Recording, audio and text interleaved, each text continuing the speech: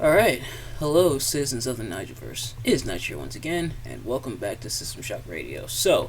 Right off the bat, I only have really three main topics to talk about, which may seem a little short, or you might be like, Nigel, you shortchanging us? No, not really, because the first topic we gotta talk about is like a bunch of topics rolled into one, and essentially and that's pretty much everything that went down with WWE on Thursday, and then spilling into Friday slash yesterday.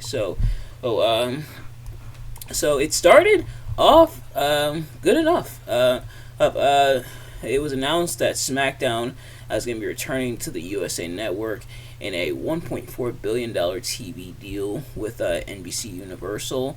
Oh, some of the clip notes of that is that it's a 5 year deal with NBC that will see SmackDown return to the USA Network, or starting in October of 2024, so about a year from now. Give or take about a year from now. SmackDown had been on the USA Network before. In fact, they were on for like a while, and then I think if I'm not mistaken, they moved from USA to Fox. But they were on USA for a bit on Tuesdays and Thursdays, and then they moved to Fridays once again. SmackDown started off on, like, I think they started off on Tuesdays, then they moved to then they moved to like Thursdays, then Fridays, then back Tuesdays and Thursdays, then Fridays. But for me, SmackDown always felt like a Friday show, even though I know it didn't start on Friday. It's always been a Friday show, at least for me. So, so according to the contract, or some of the notes of the contract here, is that CNBC reports that the deal that W has with NBC Universal is worth an average of $287 million per year, with total value being over $1.4 billion. And it says W will also produce 4 primetime specials per year that will air on NBC beginning in the 2024 to 2025 season. Uh, and and so, apparently this is coming because W's deal with Fox is about to expire, and so they're moving it to USA. Now that the Fox deal is about to expire, and apparently, this NBC deal is a bigger get for WWE than the one on Fox, if I'm not mistaken. And then we also have here, and this is according to sportsmedia.com, I should mention, it says that W will next need to secure a new rights agreement for its flagship show, Raw, which is said to have garnered interest from several broadcasters. It is currently shown on the USA Network, with the current deal expiring in September 2024. And there is a chance that Raw might not be on Mondays anymore. Like, if this deal goes through, who they may have to find a new night for Raw, meaning it might not be on Mondays, which that is a huge change to the status quo. Like, we're used to like SmackDown and even like NXT moving nights, but Raw's always been a Monday show. So the fact that it might not be anymore is gonna be a change. It's definitely gonna be a major change. But also, we have some news about the Elimination Chamber, the Elimination Chamber event that's going to be happening next year. So next year, the Elimination Chamber event is going to be taking place in Perth, Australia. I think I'm pronouncing that right. If I am not, I should say, I do apologize. But it's going to be happening in Australia on Saturday, February 24th, and apparently it will have a start time of I think 11 o'clock for them in Australia. But for us U.S. folk, okay, it will start around 6 a.m. Eastern, 3 a.m. Pacific.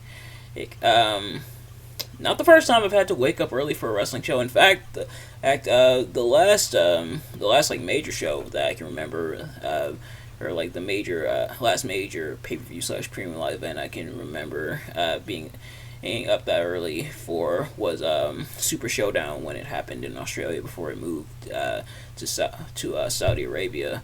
Like that taking place around 6 in the morning. I think Super Showdown.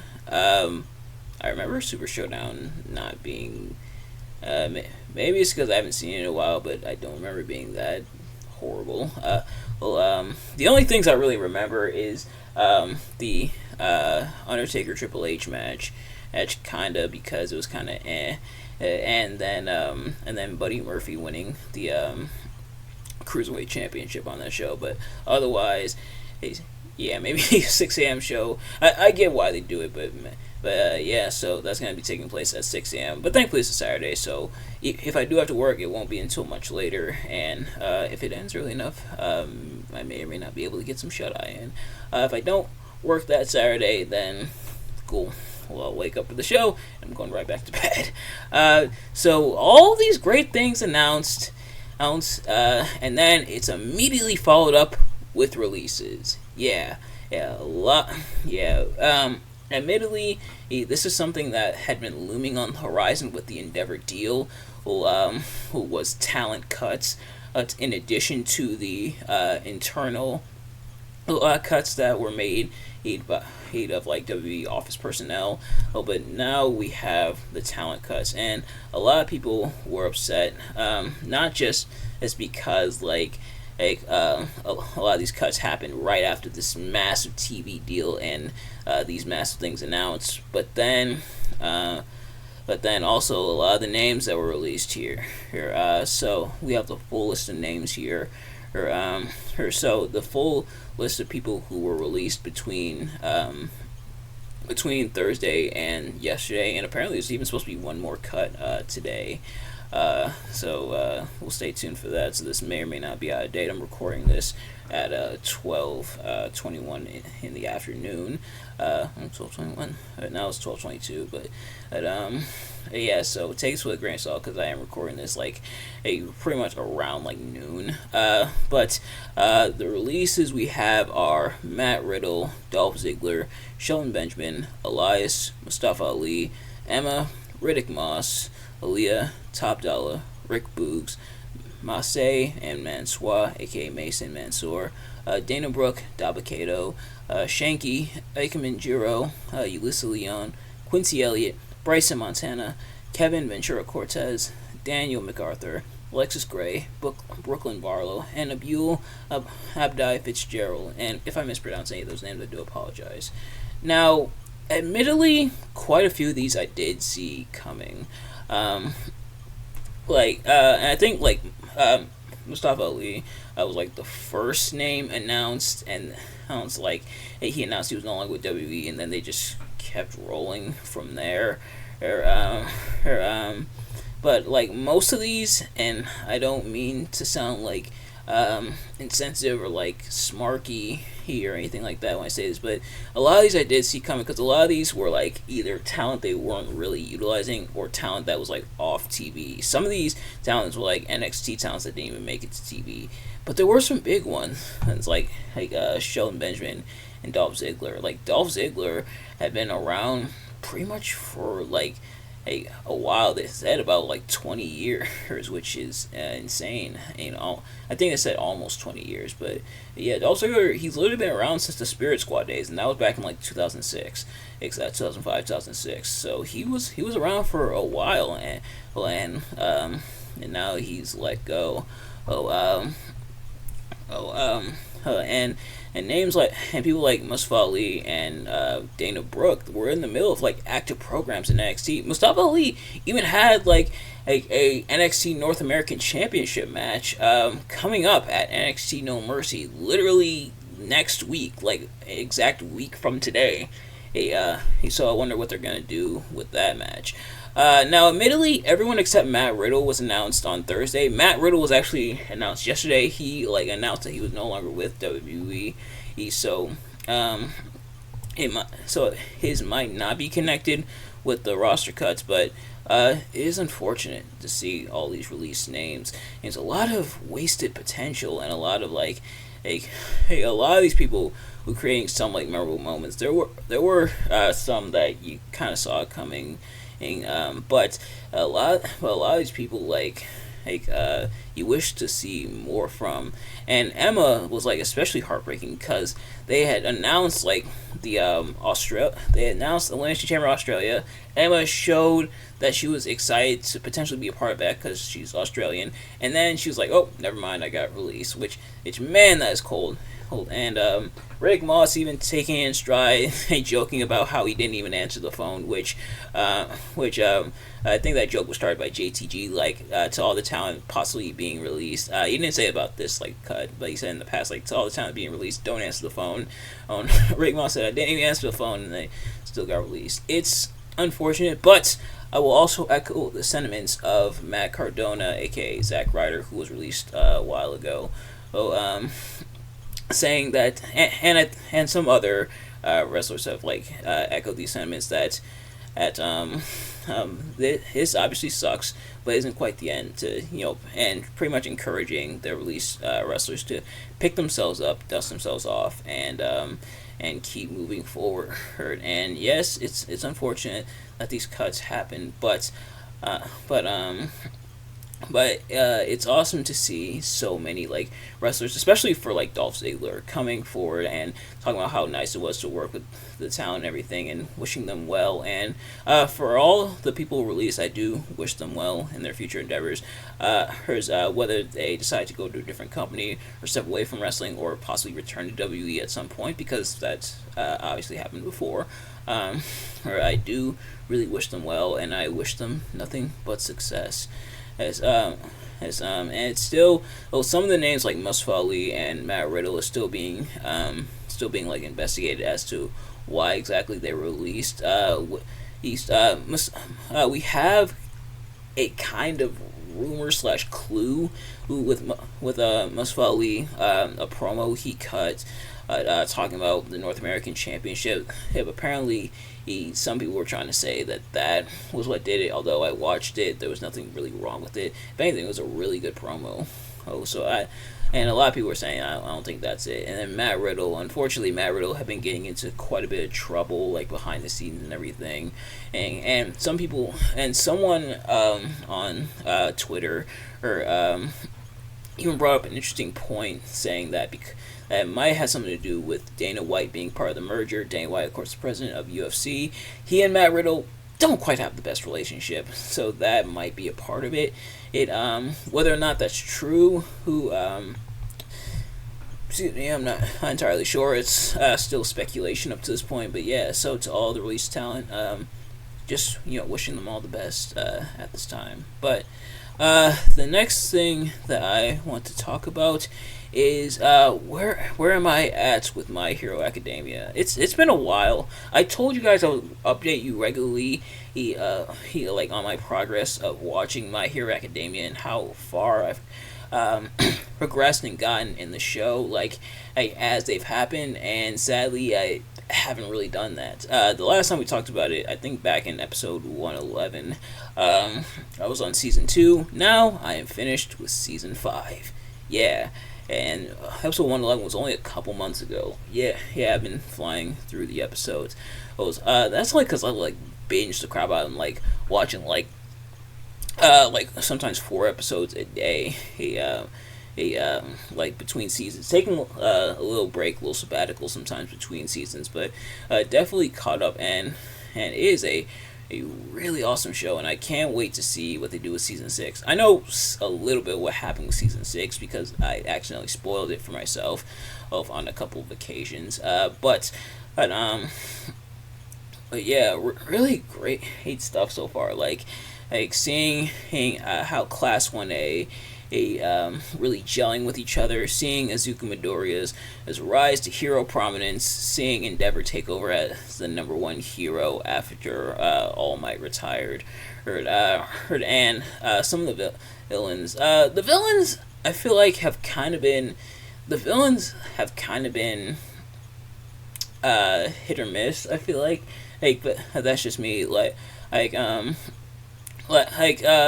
the League of Villains that they're trying to build up, and the League of Villains have been ever present throughout the seasons and everything. But then they introduce other stuff such as overall and the pretty much like the Japanese mafia, and introduce people like him, All for One as well, and then even having like kind of like what I call break criminals, those like criminals that aren't really criminals slash villains who aren't really like major players in terms of like overall themes of the season, such as like Overhaul or Gentle Criminal. Well, oh, but yeah. But seeing the young heroes rise to prominence, seeing how they interact, heck, even with like their peers and everything in like Class B or the other courses, is and having some humor, having some emotional moments, including the whole arc with Midoriya slash Deku and Sir Night-Eye, seeing how that happened and seeing Sir Night-Eye's death. So yeah, quite a bit of stuff. And with season 6, I'm gonna be after I finish season 6, I'm gonna be all caught up. We do have other movies, and I don't know if I want to turn them into full-fledged reviews on the channel. But let me know if you guys are interested in those. But yeah, so definitely progressing through the show. Admittedly, 4 and 5, like seasons 4 and 5, have kind of been a bit on like the slower side, but I kind of get it. Like they want to provide kind of like break seasons where not really a whole lot's going on, but because the other stuff, there is still some like major stuff that happens, but otherwise providing some like kind of break stuff to give the audience a chance to catch their breath. But from some of the stuff I've accidentally spoiled myself with in season 6, I guess it's gonna pick right back up from there. But yeah, so that's where I'm at with that. And then lastly, the last thing I want to talk about is actually a saying. And it's a saying that you may or may not have heard before, and that is, what will be, will be. I actually first learned that in Italian class. That's because it's a saying in Italian, that being che sarà, sarà, which means what will be, will be. But what does that mean? What kind of implications does that phrase have? Is it just a phrase that you say, or does it actually have some meaning? And the answer to that is it actually has some meaning, if it wasn't evident enough. But what will be, will be. Oftentimes in life, things happen, but life is 1% what happens to us, and 99% of how we react to it, how we deal with it. Some things happen that you have control of, but some things happen that you kind of just have to let be. Not everything in life it is controllable. Not every aspect you can go in and influence and twist and work with and stuff. Some stuff you just have to let happen. And I know that in some contexts that might be very hard, very difficult, especially to say or to think about. But sometimes some things do happen, and sometimes you just have to let them be, because there's nothing you can do about it. Some things in life are just like that, and oftentimes it's unfortunate when those things happen. But being able to control what you're able to control and work with what you're not quite able to control, well, usually is the essence of life. Let me know if I'm making any sense with that. But what will be, will be. Sometimes you just have to let things be. Sometimes you just have to let things take place the way they're supposed to. But nevertheless, that is going to do it for this episode, I think. Thank you all so much for watching. I hope you enjoyed. If you did, please do me a favor. Like, comment, subscribe, share it with your friends. Turn on post notifications so you know every time I upload a video, so you can see as soon as it drops. Let me know in the comments below your thoughts on anything I talked about in this episode. And do you guys want me to review the My Hero Academia movies? If you guys want me to, let me know in the comments. And And I don't know if I've mentioned this. I've mentioned this a couple times, but it bears repeating, and I'll put emphasis on it. If there's any topics that you guys want me to talk about, want me to explore, you can let me know in the comments, or any way you can get a hold of me, whether you message me on Facebook or Instagram or Twitter/X. Any ways you can get a hold of me, let me know. But thank you all so much for watching, and I will see you guys later. Peace.